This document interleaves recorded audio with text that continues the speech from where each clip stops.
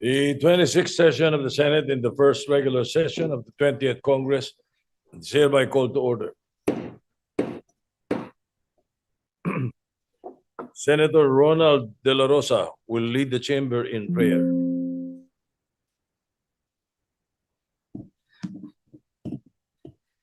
In the name of the Father, of the Son, and the Holy Spirit, Almighty God, we thank you for the gift of service to our nation. Today, we hold on to the promise of the Psalm. God is with us. Help us, Lord, to keep our eyes and hearts fixed on you. Equip us with your courage so that we are not weighed down by corruption, political division, or despair.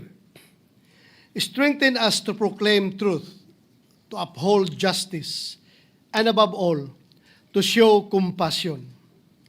Our people now face a loss of trust in their leaders. Grant us wisdom, Father, to craft laws that remind them not of our positions, but only of your presence. May this Senate be a place of light where only your goodness and mercy reign. You, O Lord, are with us. You are with the commuters, the fisherfolk, the farmers, the daily wage earners, the youth. You are especially with the lost, the least, and the last. May their calls for justice and cries for help always steer us into action. Give us so that all we do may be reflections of your redeeming love. In everything, may there be less of us and more of you. We ask this through Christ our Lord. Amen. Amen. And Father, the Son, the Holy Spirit. The Secretary will please call the roll. Roll call of members. The Honorable Senator Aquino, Senator Cayetano Alan, Senator Cayetano Pia, Senator De La Rosa, Senator Ejercito, Senator Escudero, Senator Estrada, Senator Gatchalian, Senator Go, Senator Ontiveros, Senator Lacson, Senator Lapid, Senator Legarda, Senator Marcoleta, Senator Marcos, Senator Padilla, Senator Pangilinan, Senator Tulfo Erwin, Senator Tulfo Rafi, Senator Villanueva, Senator Villar Camille, Senator Villar Mark, Senator Zubiri. The Senate President is present. With 18 senators present, the chair declares the presence of a quorum. Majority Leader? Thank you, Mr. President. Mr. President, we have several guests in the gallery before we take up our business for the day. We have with us my guests from my district of and town of Dangcagan, Bukidnon, Honorable Mark Vincent Dandasan and his lovely wife, Barangay Councilor Rosalie Dandasan, is with us together with the LGU staff of the municipality of Dangcagan, Bukidnon. We also have with us, Mr. President, guest of Senator Bam Aquino. These are the ECPC Philippines, headed by Michael Conan de Mabayao and Leonardo Hernandez, as well as Miss Philippines Earth, Miss Joy Barcoma, also guest of Senator Bam Aquino. And we have with us guest of Senator Ontiveros, Miss Furlane Mata Mostoles, the first runner-up of Miss Freedom of the World, together with Lady Lindbergh Mostoles, and guest of Senator Kiko Pangilinan, Mayor June Sumbo of Malapatan, Sarangani, and we also have a guest of the Senate. These are students and faculty of UP Los Baños, my alma mater. Are they here today? Department of Social Development Services and College of Human Ecology. May we welcome them, Mr. President. Thank you very much, Majority Leader. We'd like to welcome all the guests that were mentioned by our Majority Leader. Welcome to the Senate. Perhaps you would like to introduce the two beauty queens to Senator Sherwin Gatchalian. Actually, that's an ongoing request of his staff, Mr. President, if we can find him a date, because Without that, they go home at midnight every night. I do not know if the labor department would like to look into that. But yes, Mr. President, You may kidding proceed. aside. Thank you, Mr. President. Mr. President, I move that we dispense with the reading of the Journal of the 25th Session, Monday, September 29. Consider the same as approved, Mr. President. Any objection?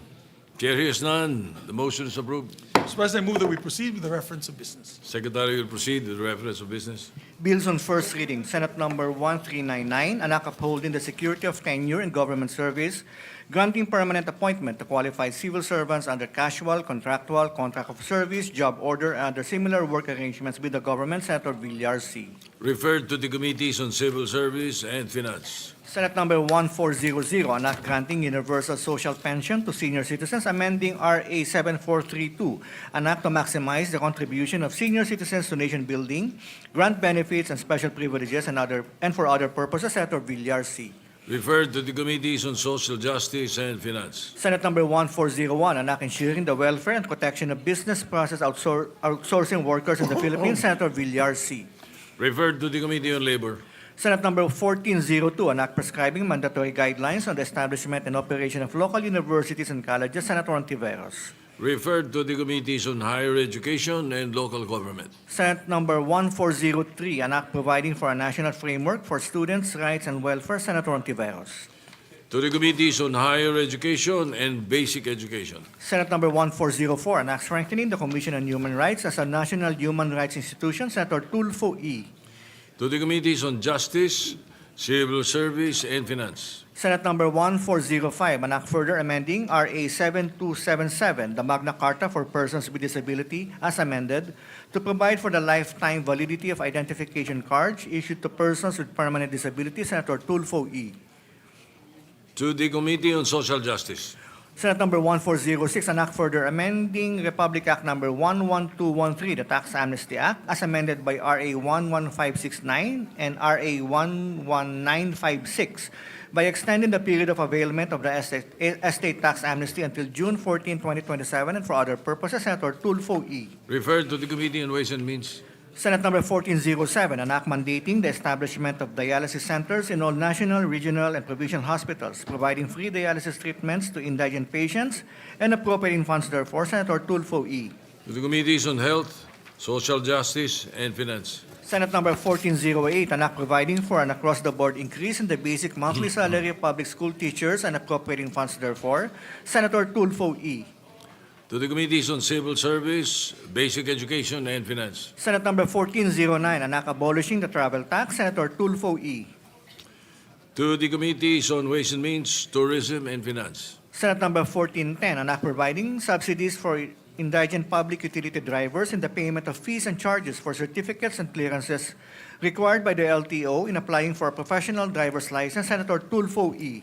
To the Committees on Public Services and Social Justice. Senate Number 1411, an act providing for a system of redistributing and recycling food waste to promote food security, Senator Tulfo E. To the Committees on Agriculture and Social Justice. Senate Number 1412, an act establishing public basic education schools in geographically isolated and disadvantaged and conflict-affected areas, providing access roads leading to last-mile schools, appropriating funds therefore, Senator Legarda. To the Committees on Basic Education and Finance.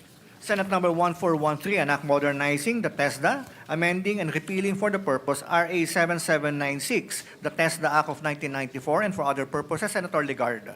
To the Committees on Higher Education, Civil Service, and Finance. Senate Number 1414, an act amending RA 8292, the Higher Education Modernization Act of 1997, to strengthen the governance of state universities and colleges by revising the composition and powers of the governing boards, clarifying the role of the Commission on Higher Education, and granting differentiated autonomy, and for other purposes, Senator Legarda. Referred to the Committee on Higher Education. Senate Number 1415, an act prescribing the mandatory guidelines for the establishment and operation of local universities and colleges, Senator Legarda. To the Committees on Higher Education and Local Government. Senate Number 1416, an act establishing the University of the Philippines National Climate Resilience Institute, and for other purposes, Senator Legarda. To the Committees on Higher Education, Environment, and Finance. Senate Number 1417, an act establishing a National Health Service Outreach Program for senior citizens with functional disabilities, providing for the regular distribution of assistive devices, hygiene kits, and community-based health visits, and for other purposes. Senator Ontiveros. To the Committees on Health, Social Justice, and Finance. Senate Number 1418, an act extending the term of the Second Congressional Commission on Education, EDCOM 2, amending RA 11899, creating the Education Cabinet Cluster to support the implementation of EDCOM 2 recommendations and for other purposes. Senator Ontiveros. To the Committees on Higher Education, Basic Education, and Finance. Resolutions. Proposed Senate Resolution 133, expressing the sense of the Senate, urging the Executive to manifest the Philippines' commitment to improving the human rights situation in the region, particularly in light of ongoing concerns in Myanmar, in accordance with ASEAN principles and obligations. Senator Ontiveros. Refer to the Committee on Rules. Proposed Senate Resolution 134, directing the appropriate Senate committee to conduct an inquiry into the delayed remittance of GSIS loan payments and/or contributions of public school teachers and DepEd personnel, with the end in view of enacting remedial measures to ensure timely remittance, accurate posting of payments, and the protection of teachers and government employees from unjust interest charges and penalties. Senator Tulfo E. To the Committees on Government Corporations and Basic Education. Resolution 135, directing the appropriate Senate committee to conduct an inquiry on the alleged failure of casinos to implement strict know-your-client policies and to report covered and suspicious transactions to the Anti-Money Laundering Council, with the end in view of strengthening existing laws, imposing stricter compliance mechanisms on casinos, and ensuring accountability in the use of public funds. Senator Tulfo E. To the Committees on Games and Banks. Resolution number 136, directing the Committee on Health and Demography to conduct an inquiry in aid of legislation on reports of bullying, harassment, and abuse of authority in hospitals, with the end in view of ensuring safe and healthful working conditions for healthcare professionals. Senator Tulfo R. To the Committee on Health. Resolution number 137, directing the Senate Committee on Public Services to conduct an inquiry in aid of legislation on the rising incidents of SIM card-related scams, including the use of fraudulent bank links that result in unauthorized deductions and account hacking, with the end in view to strengthen measures that will protect the general public. Senator Tulfo R. Referred to the Committees on Public Services and Banks. Majority Leader. Mr. President, we'd like to recognize Senator Francis Kiko Pangilinan to deliver a manifestation. We recognize Senator Francis Pangilinan. Maraming salamat, Ginoong Tagapangulo, sa ating mga kasamahan sa Senado. Bilang taxpayer at bilang pasweldo ng taong bayan, medyo nakakaasiwa at nakakabahala ang statement na nilabas ng Land Bank kahapon. And I quote, strongly refuting insinuations sa pag-handle nito ng government contractor accounts ng DPWH flood control projects. Ang lumalabas sa ating pagdinig, ginamit ang Land Bank, naglabas ng halos kalahating bilyong pisong halaga ng cash sa loob ng 2 araw. Na sa Land Bank mismo, wini-withdraw ng mga kontratista. Kung tama ang naging statement ng Land Bank, na wala silang ginawang mali, sumunod sila faithfully at strictly sa lahat ng existing Philippine banking laws and regulations, ang tanong, ibig sabihin ba dahil walang mali sa paglabas ng 457 million pesos cash sa 2 araw, ay mauulit ito? Pwedeng gawin ulit dahil to quote, sumunod sila faithfully at strictly sa lahat ng existing Philippine banking laws and regulations. We beg to disagree.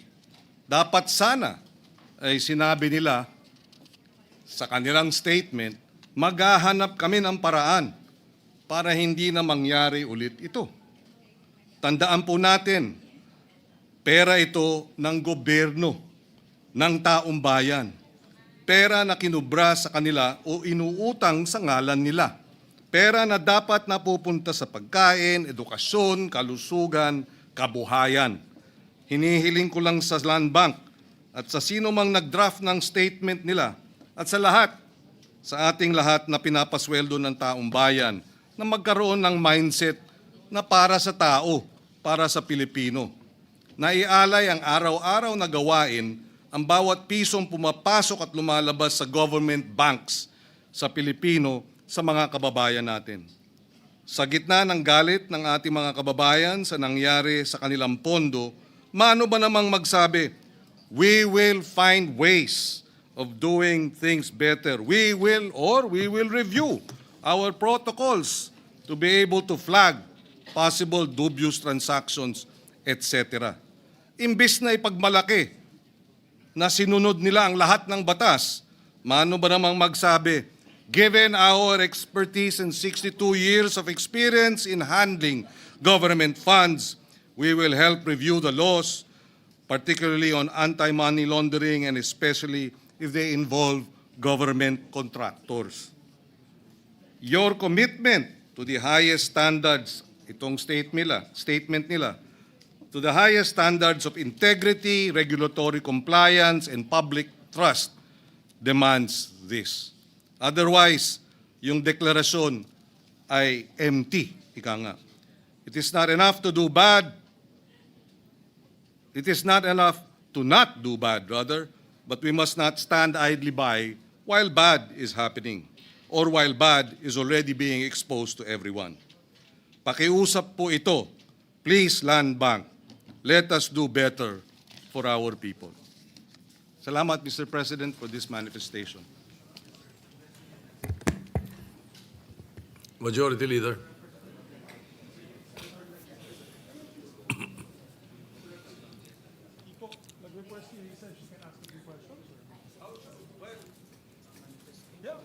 Mr. President, our distinguished Deputy Majority Leader would like to ask just a few questions to the proponent of the manifestation, Senator. Senator Risa Ontiveros is recognized.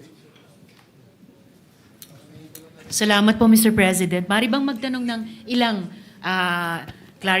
clarificatory questions sa good gentleman? Yes, willingly to the Senator from Panay Island and the Republic of the Philippines. Salamat po, Mr. President. Kung talagang faithfully sinusunod ng Land Bank yung mga applicable banking laws sa isyung iniimbestiga natin sa Blue Ribbon Committee, ano sana dapat ang kanilang ginawa, Mr. President? Well, under the AMLA law, they are mandated to report suspicious transactions, number one. I understand they probably did it, but here comes now AMLA. What did they do with the suspicious transaction report? Kung ito ay galing sa DPWH, hindi ba dapat sana tinawagan nila ang Land Bank at alamin ang detalye? At hindi ba sana, kung hindi tumawag ang AMLA, tumawag ang Land Bank sa AMLA? Paano ba naming ano ba ang dapat gawin dito? 457 million cash ang winidraw galing sa pondo ng DPWH. So may mga paraan na pwedeng kumilos at kung nakita ng AMLA, my understanding is that if the suspicious transactions coming from public works accounts revealed that there could be or may be a predicate crime of graft and corruption, and therefore this is money being laundered or money being squandered, bakit hindi nagsampa ng kaso, for example? Salamat, Mr. President. And lastly, sinabi po nila sa kanilang statement na they faithfully and strictly complied with. So, good gentleman, kung yes. strictly talaga, paano sila dapat kumilos kung totoong strictly sila tumupad sa mga batas? At ang implikasyon nun, kung yun ang ibig sabihin ng strictly at faithfully, di pwedeng ulit-ulitin yung mag-withdraw ng 457 million sa loob ng 2 araw. Is that the implication? Is that what they're trying to say in this case? Hindi naman po siguro.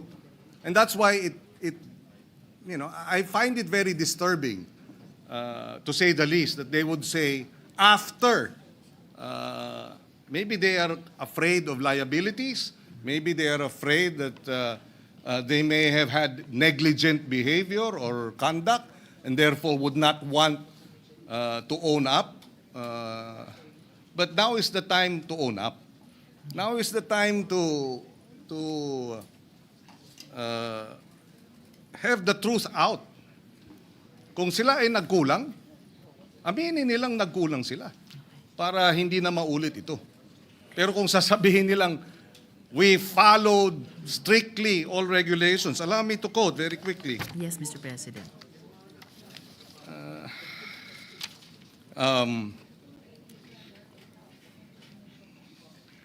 These funds are legitimate government allocations, not private or unverified sources. Land Bank or any other financial institution has no legal authority to block or question duly appropriated government disbursements. This is all very legalese. And if we're going to use, legalese language in order to gloss over the fact that no matter how you look at it, 2 days, cash transactions, 457 million pesos. How can that in any way be unsuspicious or regular? And I take note, Mr. President, galing pa sa isang abogado na pinapaalalahanan tayong lahat, huwag tayong palimita sa legalese lamang. So huling-huli, Mr. President, so may nakikita na po ba ang good gentleman na mga applicable laws na bukod sa, of course, kabuang committee report sa Blue Ribbon, pero particular dito sa statement ng Land Bank, applicable laws na malamang kailangang amyendahan para talagang mabigyang daan ang faithful at strict compliance ng ating mga government banks sa ganitong mga usapin?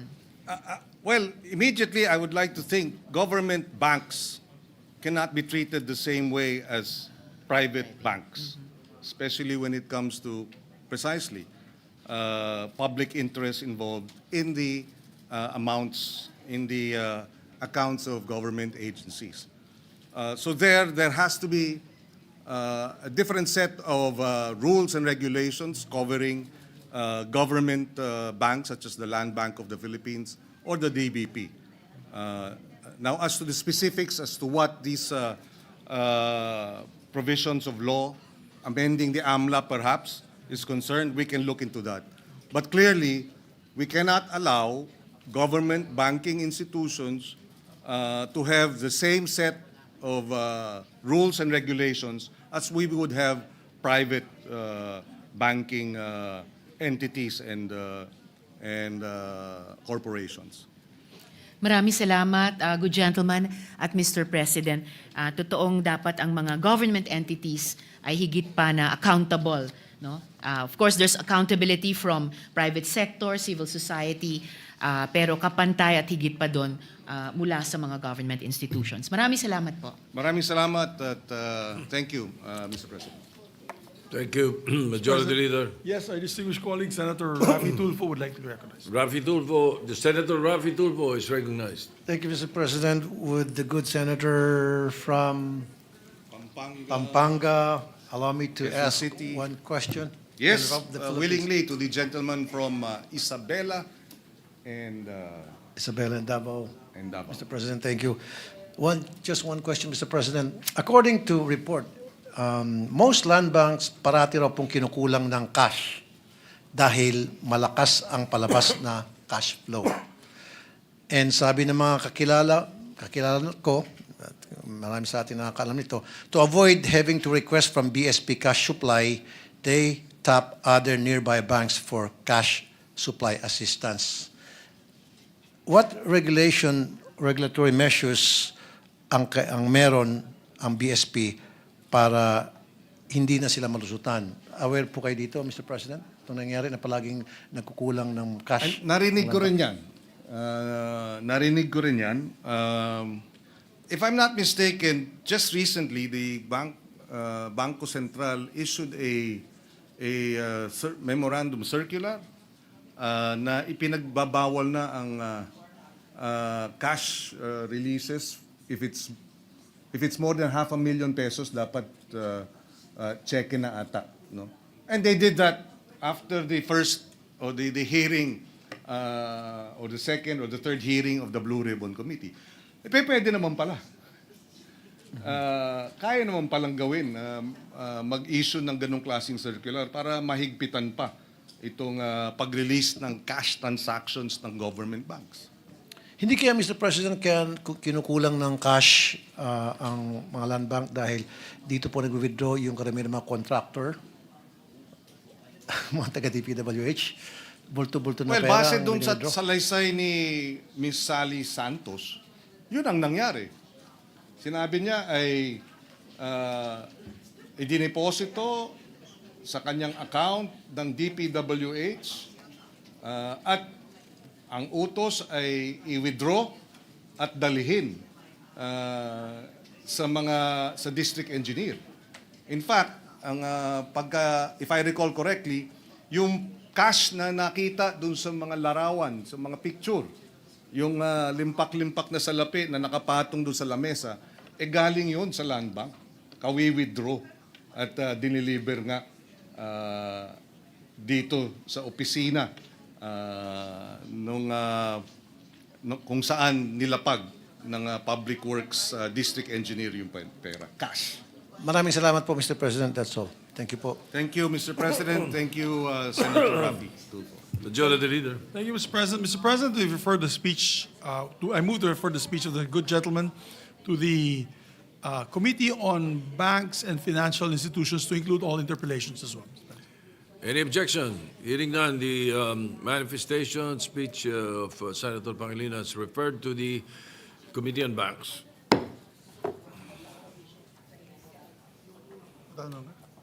We recognize, Mr. President, Senator Jingoy Estrada. Senator Jingo Estrada is recognized. Thank you, Mr. President. Mr. President, just an inquiry, Mr. President. I was tasked by my fellow minority senators. Since last week, during our last session, if my memory serves me right, last Wednesday, we discussed the twin resolutions. Resolution filed by Senator Alan Peter Cayetano and the other resolution filed by three senators, Senators De La Rosa, Padilla, and Bongo, regarding the sense of the Senate with regard to the house arrest of former President Rodrigo Duterte. And we agreed during the last week's hearing that it will be discussed during the All Senators Caucus, which happened yesterday. May I know the status of the twin resolutions, Mr. President? Mr. President, with the information, for the information of the body, we did have an all-member caucus, but the minority was not there. Only Senator Padilla was Robin there. Padilla. But it's not their fault, Mr. President. Dumating po si Vice President Sara Duterte, so they were, of course, accommodating and hosting Madam Vice President's office nila. But so the status was we were not able to discuss it lengthily and fully because of, we didn't have the sponsors of these measures in the all-members caucus yesterday. Pero nandito po tayo. For the record, nandito po tayo naghihintay sa lounge. So if the good gentleman would want, maybe after this we can suspend after the three resolutions and discuss it. We are more than willing to Lengthy discuss again. it, Mr. President. Okay. So yun na lang po, Mr. President. We can discuss it later on after the business of the day. Yes, Thank you, Mr. President. if the body so desires, we can conduct a caucus after the business at hand. Thank you, Mr. President. Mr. President, we have three items of the day. We have two resolutions, simple resolutions, and one ratification that hopefully we can approve on second reading. But for the two resolutions, we have an additional reference of business. So I move for the additional reference of business, Mr. President, so we can take up the resolutions. The additional, is it contained in the additional reference of business?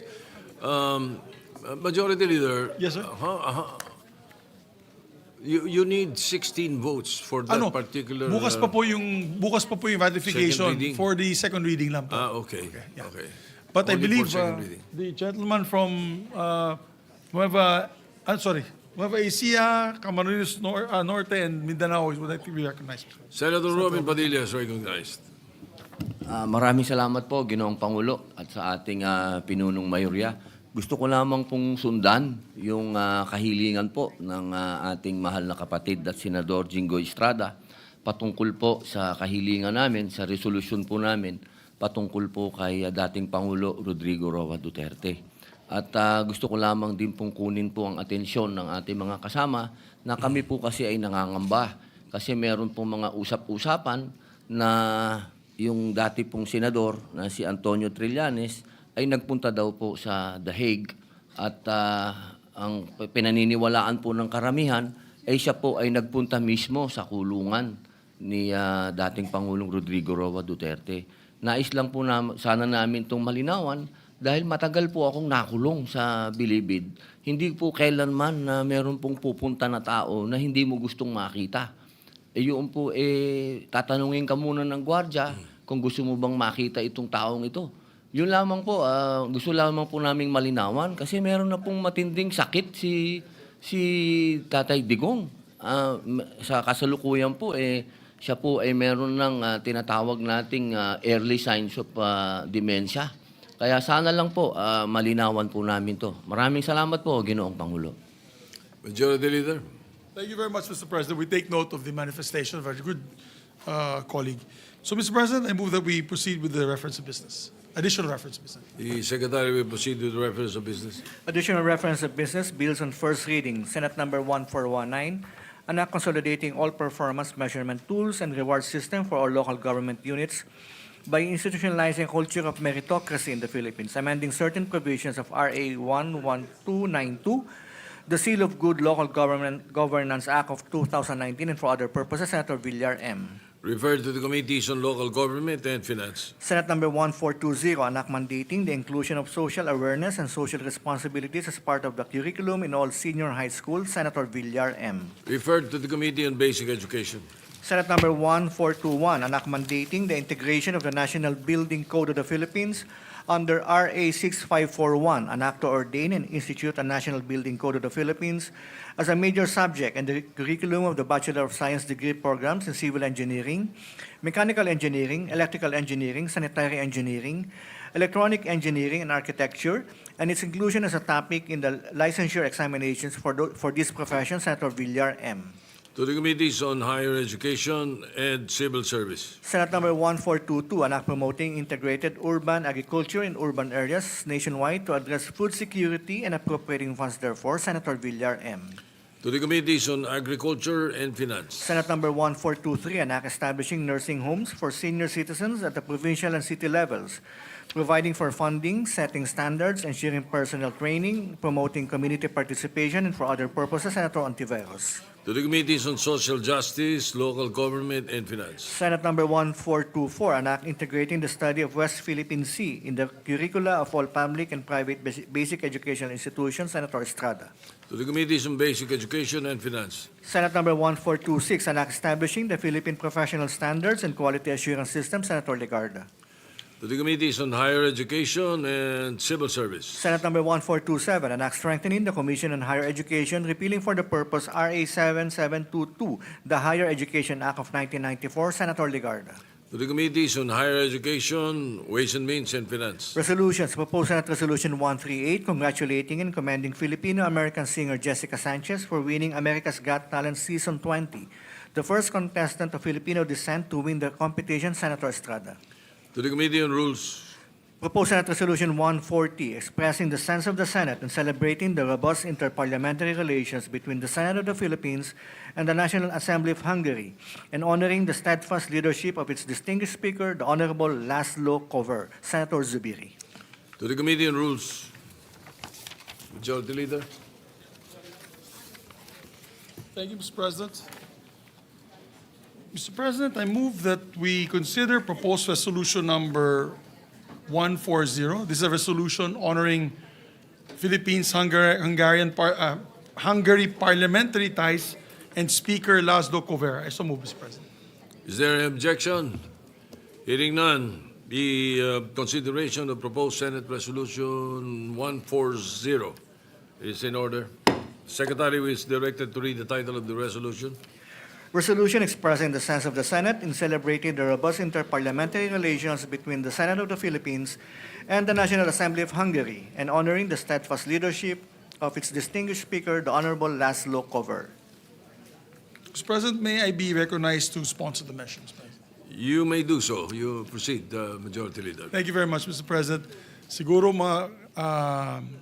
kasama ko po dito sa ating Senado ay nagtataka bakit po natin in-honor ang ating samahan at pagkakaibigan ng Hungary and the Hungarian Parliament is also because we're going to receive the Hungarian Speaker, which is the number 3. I think he's your co-equal, Mr. President. They only have a single parliament in Hungary, but he's also third in rank and line of succession in Hungary, and he'll be visiting us, I believe, on October 15. So that's why we are hopefully be able to pass this resolution and be giving it to him.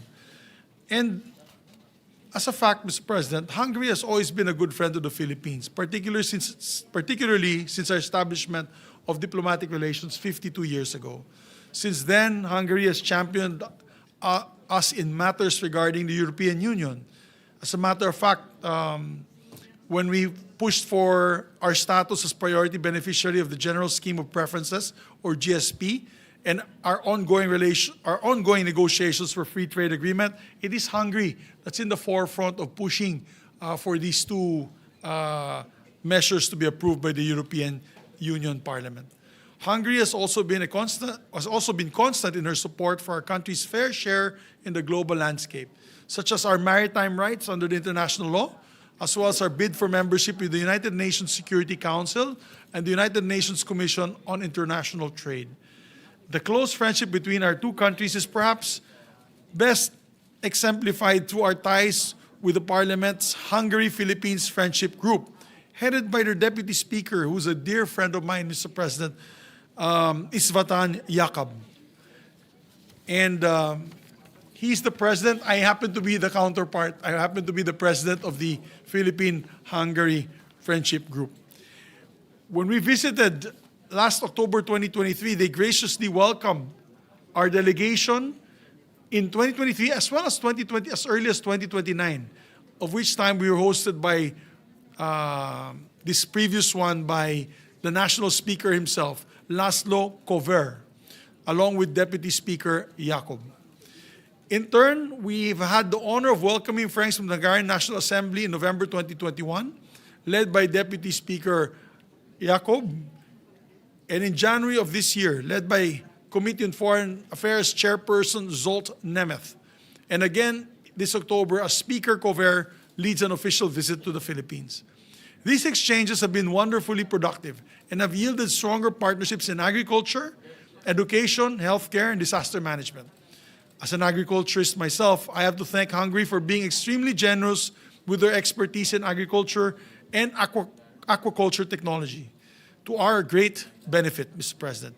Indeed, one of the highlights of our 2023 visit to Hungary was getting to sit down with the heads of Hungarian universities, Hungarian University of Agriculture and Life Sciences, or MATE. This is their equivalent of the University of the Philippines, Los Baños, which dedicates 35 slots for Filipino scholars every year.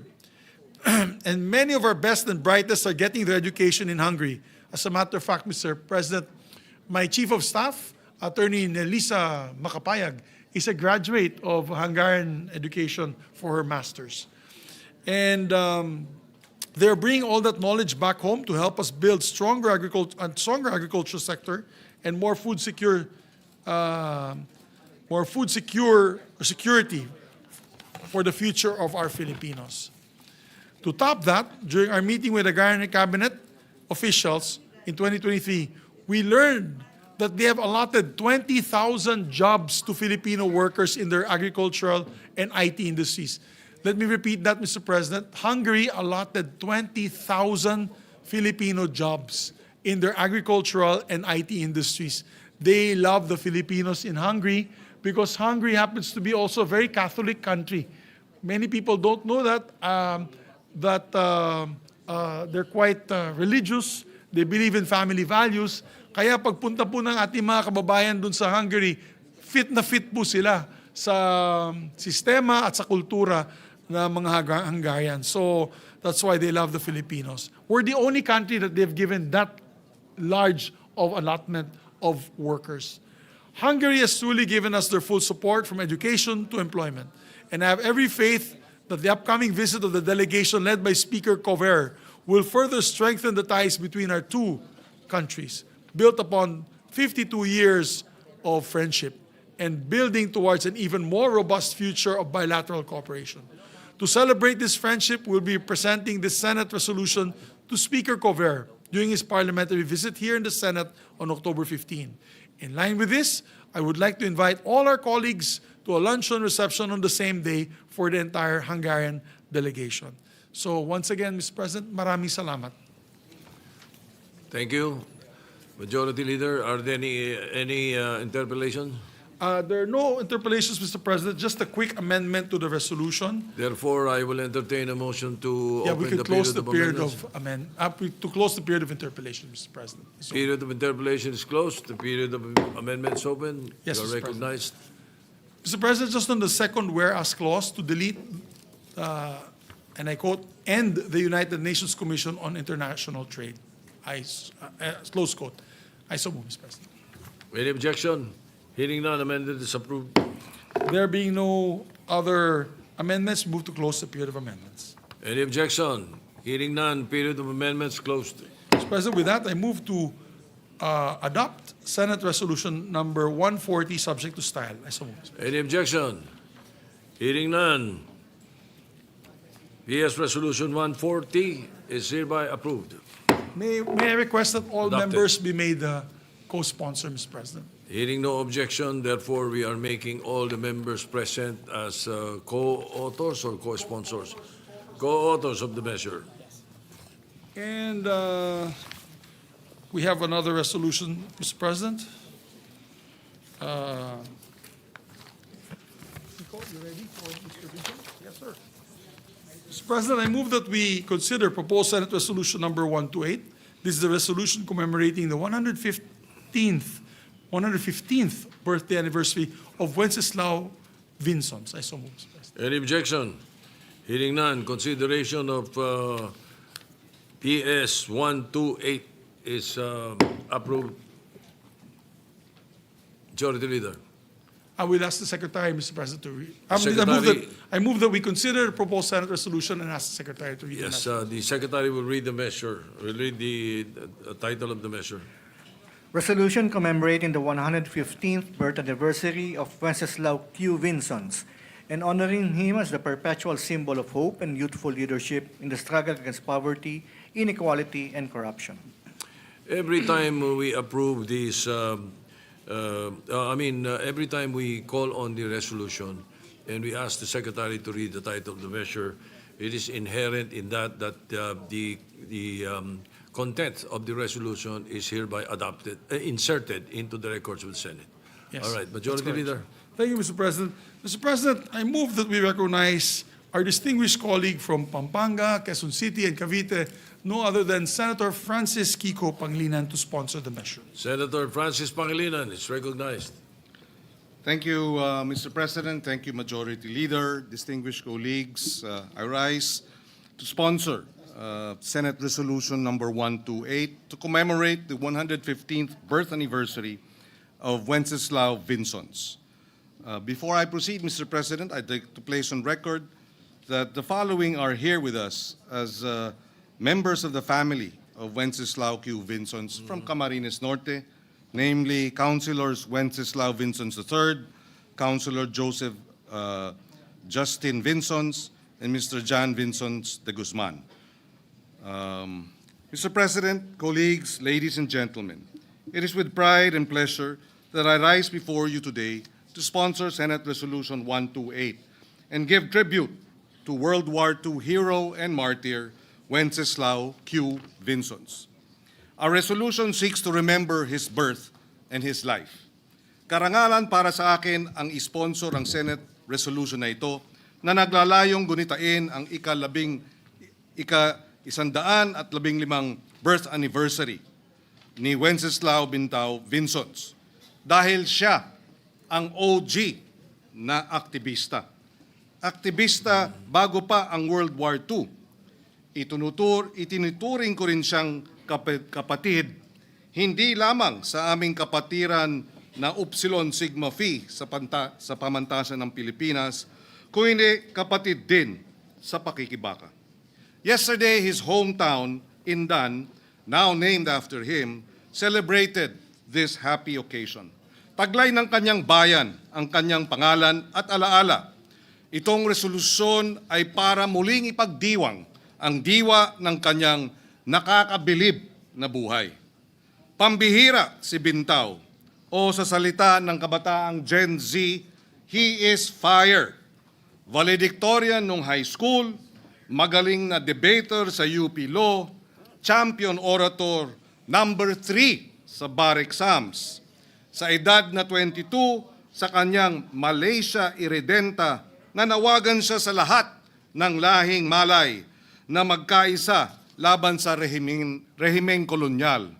Ganyang kalawak ang kanyang pananaw. Tulad na nabanggit ko kanina, naalala ko si Bintao bilang ama ng aktivismo ng mga mag-aaral, the father of student activism in the Philippines. Dahil noong 1930s, sinubukan ng mga mambabatas na itaas ang sariling mga sweldo at nanguna si Bintao sa mga estudyanteng lumabas sa mga lansangan para tutulan ito. Sa panahong mas madali ang tumahimik, naglakas loob siyang magsalita. Sa mga protesta nitong nakarang mga araw tungkol sa flood control scam, parang boses din ni Bintao ang isinisigaw ng mga nagpoprotesta. Hindi pwedeng manahimik, pakikipagsabwatan ang pananahimik. Sa salita ni Bintao noong kinukumbinsi siya ng asawa niya na wag nang labanan ang mga mananakop na Hapon, sabi niya, "If I stay silent, they will still come. If I kneel, our children will grow up slaves. It is better they remember their father stood, even if he must fall." Si Wenceslao Vinzons din ang pinakabatang delegado sa 1934 Constitutional Convention. Later, naging gobernador ng Camarines Sur at naging assemblyman ng nasabing lalawigan. Nang dumating ang ikalawang digmaang pandaigdig, pwede sana siyang manatili sa Maynila, ang sentro ng kapangyarihan. Sa halip, umuwi siya sa bayang tinubuan para organisahin ang isa sa mga unang kilusang gerilya sa Luzon. Tinipon niya ang mga kababayan niyang mga magsasaka na may bolo, mga estudyanteng may mga patpat, mga mangingisda na may mga lumang rifle, at binuo ang halos 3,000 guerrilla force sa Kabikulan. Hindi mga sundalo, hindi malalakas na armas. Sa ehemplo niya, itinuro niya na lakas ng loob ang pinakamalakas na armas. At dahil sa tapang niyang iyon, siya ay tinugis ng mga Hapon, pinagtaksilan, nahuli, binugbog, pinahirapan, inalok ng ginhawa kung ipagkakanulo ang mga kasama. Pero tumanggi siya. Noong Hulyo 15, 1942, sa edad ng 31 anyos, bago siya barilin, sinabi pa niya, "Huwag matakot. Mamamatay tayo para sa ating bansa. Balang araw, magiging malaya ang ating mga anak." Kahapon, Vinzons Day, pinapaalala ng araw na ito at ng buhay ni Bintao na ang aktivismo ay pagmamahal sa bayan, na ang pamumuno ay hindi tungkol sa kita o poder, kundi sakripisyo at serbisyo, na ang kalayaan at mabuting pamamahala ay hindi kailanman ibinibigay, lagi itong ibinabaka o ipinaglalaban. Maaring may magtanong, ano ang kinalaman ng isang kabataang Pilipino na nabuhay noong 1930s at 1940 sa ating mga digital natives na kabataan ng bagong milenyo? Ang sagot ko, lahat. Dahil sa panahong pwede nang magsulat, magpasya o manlinlang ang makina, social media, higit kailanman kailangan natin ang tapang, konsensya at pakikipagkapwa-tao. Huwag nating ipagkanulo ang alaala ni Vinzons. Tumindig tayo laban sa baha, hindi lamang ng tubig, kundi ng katiwalian. Dahil dalhin natin ang kanyang tapang sa ating mga silid-aralan, sa ating mga barangay, sa ating mga tanggapan, at oo, sa mga bulwagan ng Kongreso ng Senado. Tumindig si Wenceslao Vinzons, kapatid, gobernador, bayani, kahit kamantayan ang kabayaran ng kanyang pagtindig. Tunay siyang palagiang sagisag ng pag-asa, ng kalayaan, ng tapang ng kabataan. Tulad niya, harapin natin ang hamon ng kahirapan, di pagkapantay-pantay at korupsyon na siyang sumisira sa ating demokrasya. Naway tayo sa ating panahon ay tumindig din. Sa ating araw-araw na pakikibaka, mabuhay ang alaala ni Wenceslao Vinzons, mabuhay ang sambayang Pilipinas. Maraming salamat, Ginoong Pangulo, at sa ating mga kasamahan sa Senado. Mr. President, may the good gentleman answer just one question from this representation? Mr. President, if Willingly to our Majority Leader. Go ahead. Thank We you, Mr. open the President. period of interpellation. Go ahead. Mr. President, I just want to ask, is there a law already recognizing Wenceslao Vinzons? Because if there's none, I would suggest that we pass a working holiday but a law. Meron na? There is a provincial ordinance, if I'm not mistaken, but there is no national law. So if the good gentleman, Mr. President, would like to spearhead one, I would love to be a co-author of that law. I think we should recognize him for his efforts. He was martyred in World War II because of his belief in freedom and of democracy, and his vigilance should be rewarded not just by mere resolutions in the Senate, not just by mere provincial resolutions, kailangan talaga ng batas. In fact, Mr. President, for the information of our colleagues, when he was killed, together with him was his wife, two children, and his father. They were all killed by the Japanese invasion forces. I visited Vinzons in 1991, and the story goes that before he was killed, he was paraded on the streets. He was paraded on the streets of Vinzons, which was, I'm not sure if it was Vinzons before. I think it was Diet. Yes, the members of the family, the grandson is here. No? And he confirms that the story, Mr. President. I'm trying to recall the name of the mayor then, but that was 1991. I think the Wenceslao Vinzons III was not born yet. Anyway, I would be honored to be a co-author of this resolution, Your Honor. Senator Ping Lacson is Thank you, recognized. Mr. President. The Majority Leader raised a very interesting question, no, and manifestation. Wala pala tayong law, even a proclamation or executive order na nagdi-declare ng isang Pilipino bilang national hero. Even Dr. Jose Rizal and the others, by tradition lang. Yes. Naging national. Now, maybe we can initiate a legislative measure, no? Establishing the parameters or classification on how to declare a Filipino to be a national hero. And I would suggest that Wenceslao Vinzons would be the first recipient of that law if ever it is passed. Because as you were as you were delivering your sponsorship speech, I was chatting with ChatGPT, no? Alam nyo, yung exploits niya talagang makatindig balahibo, no? That He is was correct. captured by the Japanese, very young CONCOM delegate at age 24, 1935 Constitutional Convention. Tapos elected as governor, a member of the House of Representatives. And he was captured by the Japanese because he was the one who organized yung uprising sa Bicol. That is correct. The whole of Bicol region. He was tortured but he refused to cooperate. So he was beheaded. Yes. No, Yes. along with the other, as That you is said, correct. members of the family. Very unfortunate, and what a waste, ano? Because in his young life, he was beheaded at age 31. No? He could have contributed a lot para sa ating mahal na bayan, no? Especially during the Japanese occupation, and even beyond that, had he not been beheaded. So maybe we can craft a legislative measure para maging batas. Ano ba yung mga parameters?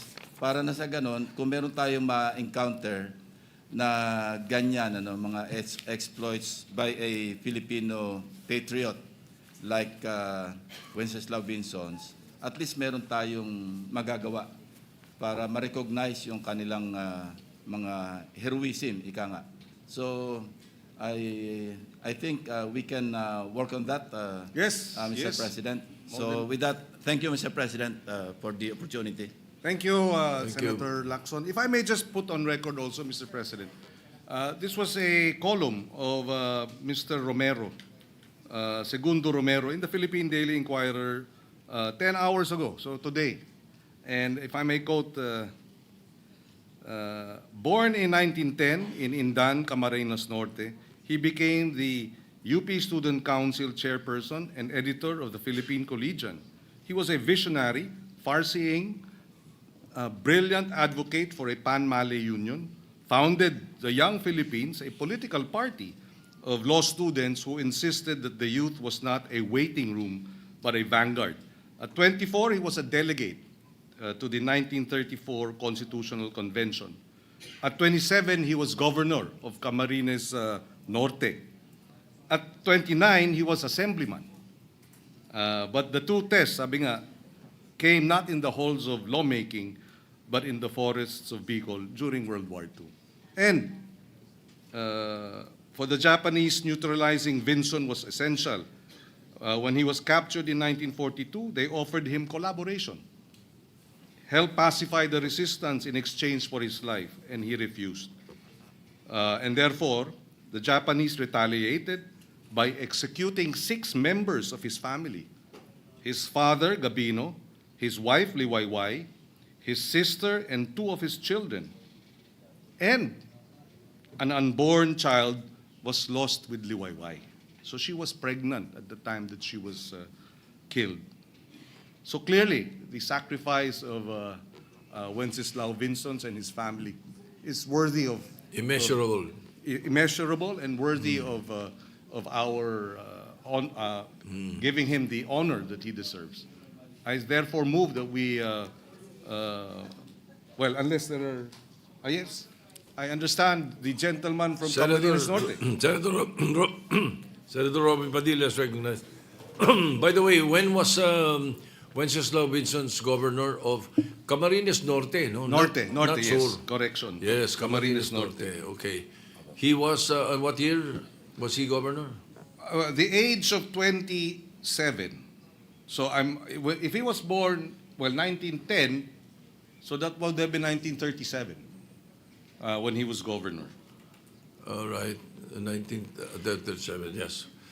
When I visited in 1991, the governor of Camarines Norte was the father of Senator Robin Padilla. I'm willing And to you yield. you are recognized. Maraming salamat po, Ginoong Pangulo, at sa ating pinunong mayorya.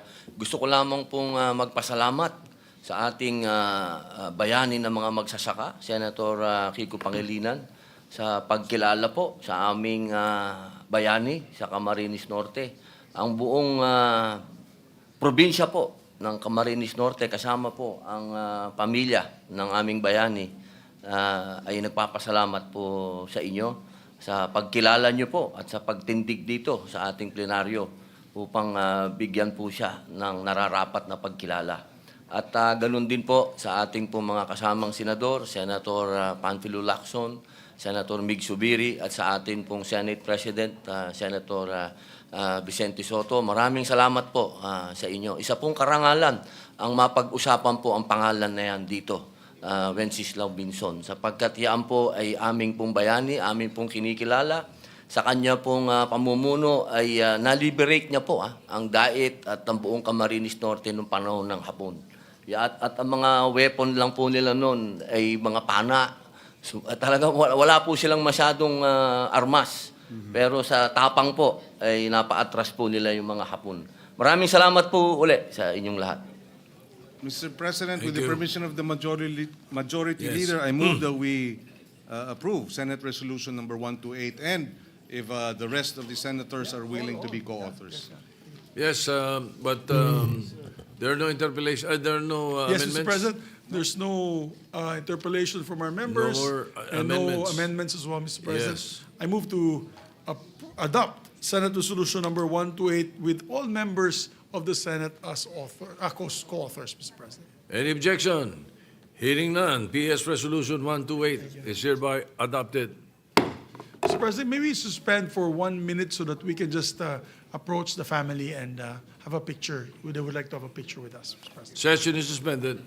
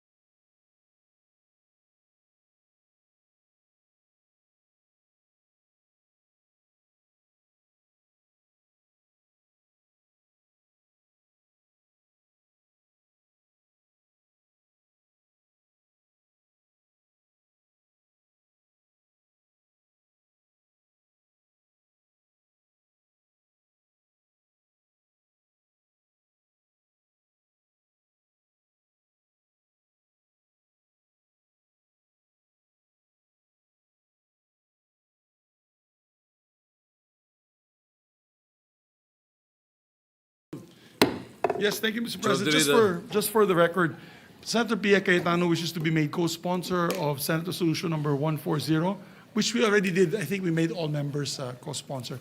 Together with but she would like that her co-sponsorship speech be inserted into the record for PS Resolution number 140.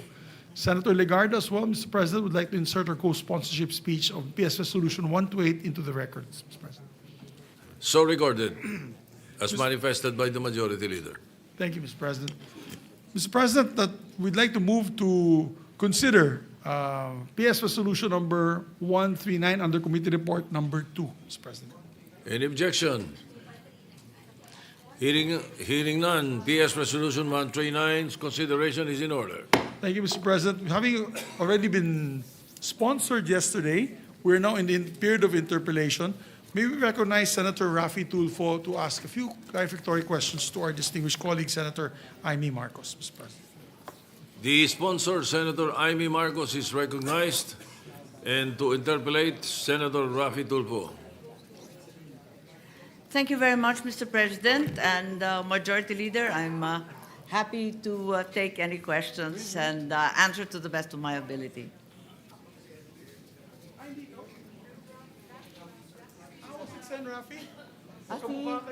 Ate Irwin.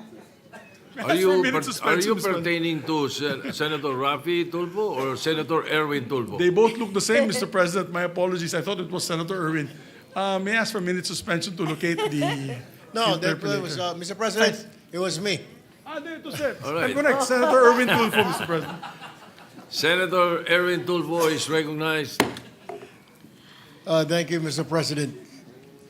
Mr. President, distinguished colleagues, I rise today to manifest my support for the Senate's concurrence on Philippines-United States Letter of Agreement on Narcotics Control and Law Enforcement. Since its inception in 2011, this enduring partnership has provided over $27 million to our country, resources that have significantly contributed to strengthening our justice system, enhancing the capacity of our law enforcement agencies, and advancing drug prevention programs. These initiatives have not only reinforced our institutions, but also provided vital support in our continuing struggle against the menace of illegal drugs. At the same time, Mr. President, we must carefully examine the supposed reimbursement to the United States for tax exemptions granted under the letter of agreement, a concern raised during the committee hearings on 11 September 2025. In addition, while we acknowledge this letter of agreement, we must ensure that from this point onward, the Department of Foreign Affairs submits treaties for Senate concurrence in a timely manner.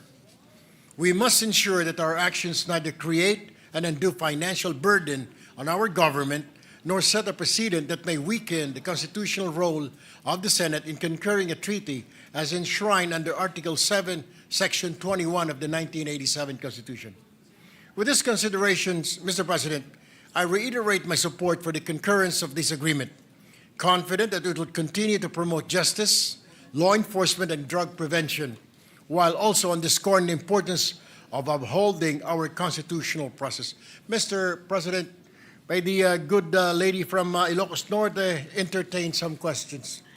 Certainly, Mr. President. Thank you very much. Senator Erwin Tulfo, the right Tulfo.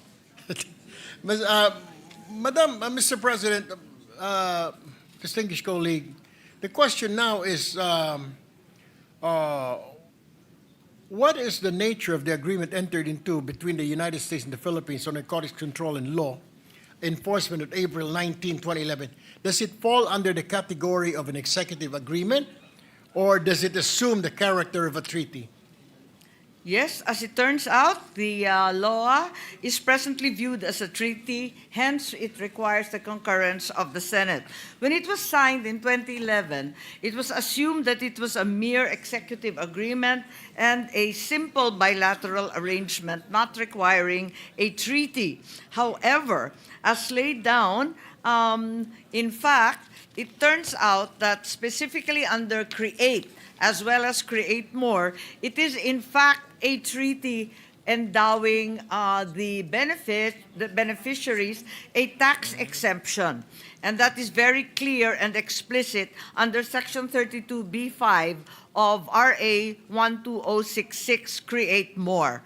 So that it is now necessary for us to concur in order to derive the benefits for PDEA, for the PNP, for DOJ, for DOH from the United States. They are also embarking upon a new project which requires a building and will entail quite a large expense in Palawan. And as a result, it is the first time they've actually invoked the tax exemption.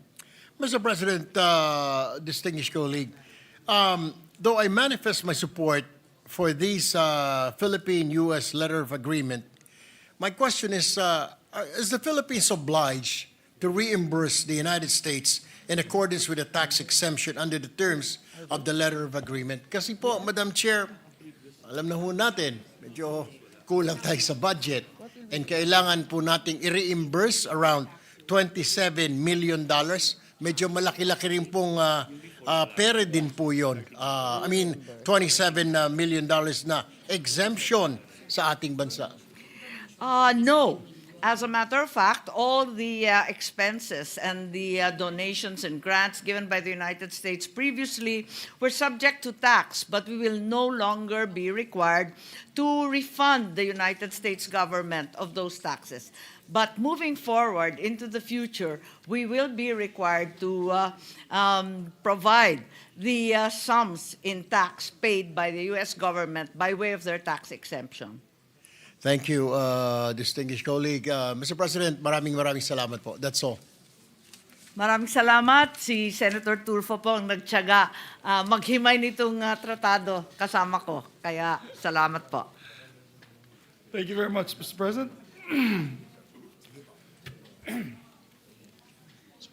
Yeah.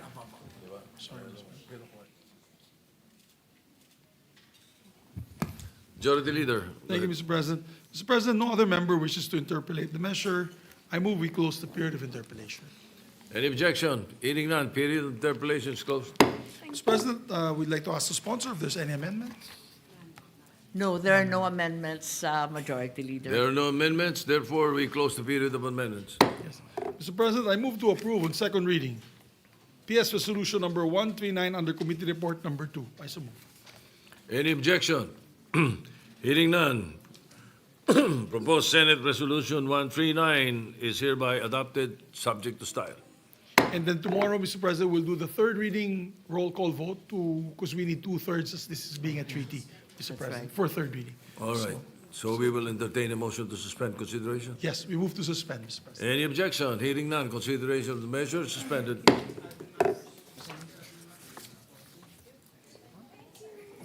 May I ask for a minute suspension, Mr. President? 1 Senate minute. I thought you wanted to go into a caucus. Correct, Mr. You President. want to do it now? I move for a 1 Senate minute All right. suspension. Or do you Session want an- suspended for 1 Senate minute.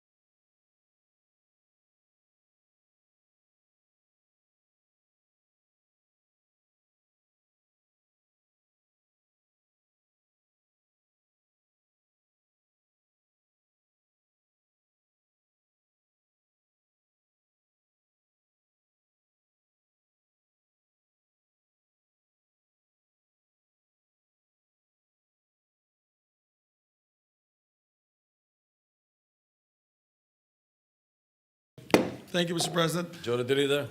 Mr. President, we'd just like to recognize guests of Senator Lauren Legarda. These are UST Graduate School of Law. Reverend Father Dexter Austria is here with us, the Regent of the Graduate School of Law, together with Dean Jacqueline Lopez Cao, Assistant Professor Lady May Alñares,